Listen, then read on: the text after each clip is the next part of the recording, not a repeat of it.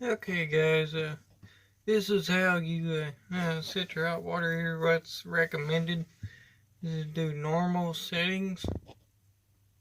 Uh, it doesn't pop off the pop-off valve. It's a lot better on your hot water heater. It doesn't, burn your heaters out. I highly recommend just to keep it at stock. Don't mess with it or you're just gonna have pop-off valve problems.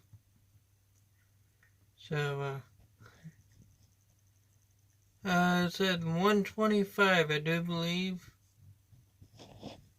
In, 125 to 130 Fahrenheit. That's perfect temperature. It doesn't burn your hands or anything. So, I highly recommend to keep it there. It'll help a lot. You don't burn up your hot water heater or pop off your pop-up valve or do anything to your lines or whatever. So, I highly recommend it. Thanks for watching. Like and share and subscribe. Thanks.